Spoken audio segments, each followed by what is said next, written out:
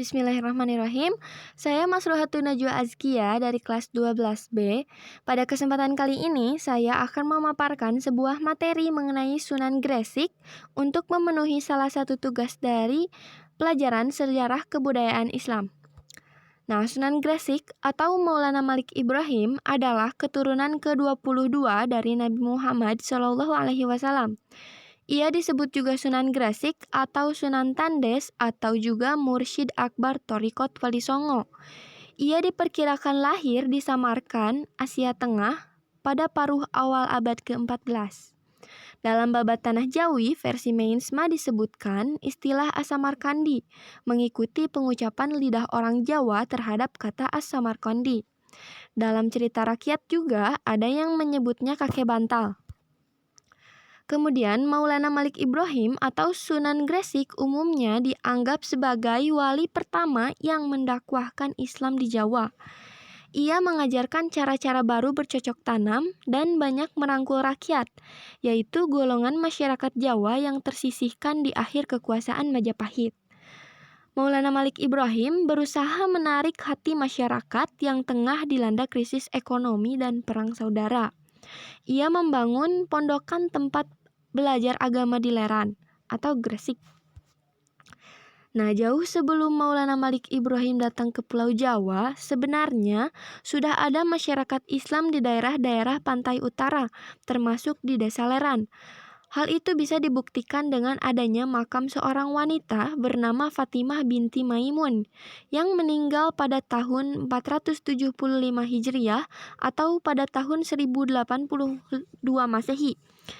Nah, jadi sebelum zaman Wali Songo, Islam sudah ada di Pulau Jawa yaitu di daerah Jepara dan Leran. Tetapi Islam pada masa itu masih belum berkembang secara besar-besaran. Maulana Malik Ibrahim yang lebih dikenal penduduk setempat sebagai kakek bantal itu diperkirakan datang ke Gresik pada tahun 1404 Masehi. Beliau berdakwah di Gresik hingga akhir wafatnya, yaitu pada tahun 1419 Masehi. Makamnya terdapat di Desa Gapura Wetan, Gresik, Jawa Timur. Pada masa itu, kerajaan yang berkuasa di Jawa Timur adalah Majapahit. Raja dan rakyatnya kebanyakan masih beragama Hindu atau Buddha. Sebagian rakyat Gresik sudah ada yang beragama Islam, tetapi masih banyak yang beragama Hindu atau bahkan tidak beragama sama sekali. Dalam dakwah, kakek bantal atau Sunan Gresik menggunakan cara yang bijaksana dan strategi yang tepat berdasarkan ajaran Al-Quran. Menurut literatur yang ada, Sunan Gresik ini juga merupakan ahli pertanian dan ahli pengobatan. Sejak beliau berada di Gresik, hasil pertanian rakyat Gresik meningkat tajam. Orang-orang sakit banyak yang disembuhkannya dengan daun-daunan tertentu. Sifatnya yang lembut, welas asih, dan ramah tamah kepada semua orang, baik sesama muslim ataupun non-muslim, membuatnya terkenal sebagai tokoh masyarakat yang sangat disegani dan dihormati. Kepribadiannya yang baik itulah yang menarik hati para penduduk setempat, sehingga mereka berbondong-bondong masuk agama Islam dengan sukarela dan menjadi pengikut Sunan Gresik yang setia. Sebagai contoh, Sunan Gresik menghadapi rakyat jelata yang pengetahuannya masih awam dengan cara beliau tidak menjelaskan Islam secara rumit. Kaum awam tersebut dibimbing untuk bisa mengolah tanah agar sawah dan ladang mereka dapat dipanen lebih banyak lagi. Sesudah itu mereka dianjurkan bersyukur kepada yang memberikan rizki, yaitu Allah Subhanahu wa Ta'ala.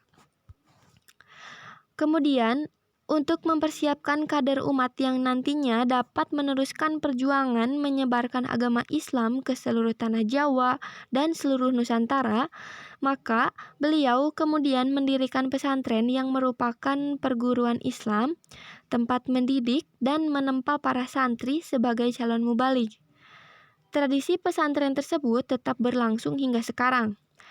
Para ulama menggodok atau benar-benar mendidik calon mubalik di pesantren yang diasuhnya.